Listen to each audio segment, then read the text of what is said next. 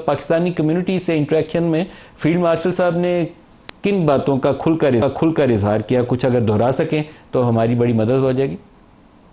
Ji, thank you Nadeem भाई for having me here. उन्होंने तीन चार चीज़ों पे बड़ा एम्फसाइज किया था कि जो भी कोई कौम बनती है ना, उसको आज के दौर में चीज़ें अपनी खुद छीननी पड़ती हैं, अपनी एक वजन बनाना पड़ता है। जब तक आप अपनी एक एक कौम बन के उभरेंगे नहीं, अपनी एक हैसियत नहीं बता सकते, तो आपकी कोई बात सुनेगा नहीं। तो ये जो इंडिया के साथ वार हुई है, वो बिल्कुल एक अच्छे वक्त पे ना पाकिस्तान इस तरीके से उभर के आया कि पाकिस्तान के ना एक अहमियत मिल गई है।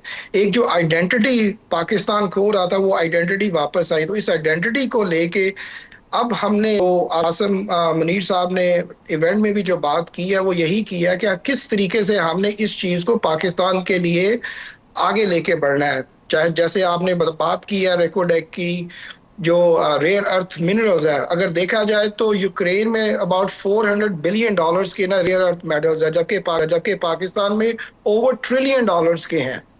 तो एक चीज और जो है ना कि आसिम मुनीर साहब ने बात की थी कि अब पाकिस्तान की तरक्की को कोई नहीं रोक सकता। अगर कोई रोक सकता है तो सिर्फ अल्लाह ही रोकेगा, बाकी किसी इंसान में कोई इतनी काबिलियत नहीं होगी।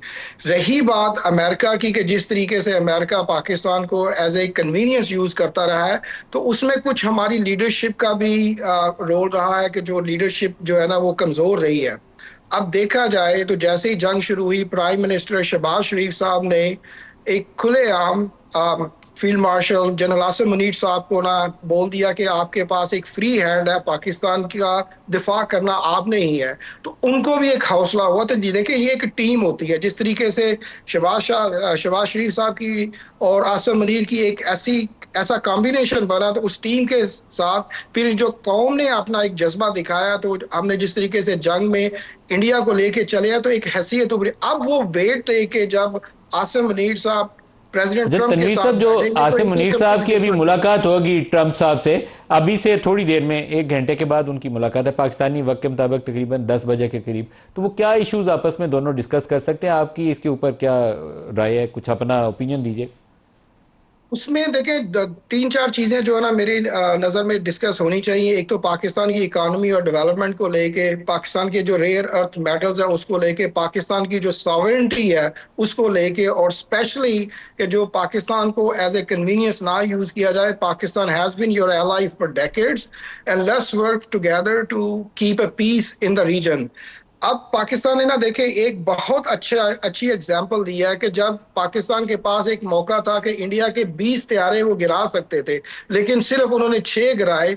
तो एक वाज़ेह पैगाम पूरी दुनिया को दिया कि पाकिस्तान अमन और सलामती चाहता है। और ये सबसे बड़ा मेरे ख्याल में आसिम मुनीर साहब का ना एक एजेंडा होगा कि हम एक पुरअमन कौम है, पुरअमन मुल्क है, और आसिम हमें मुनीर अपने साहब ने क्या खिताब ये सलामत जुमला है। जब पाकिस्तानी कम्युनिटी से खिताब कर रहे थे उसके अंदर उन्होंने ये बोला कि हम 20 तैयारे गिरा सकते थे लेकिन 6 गिराए?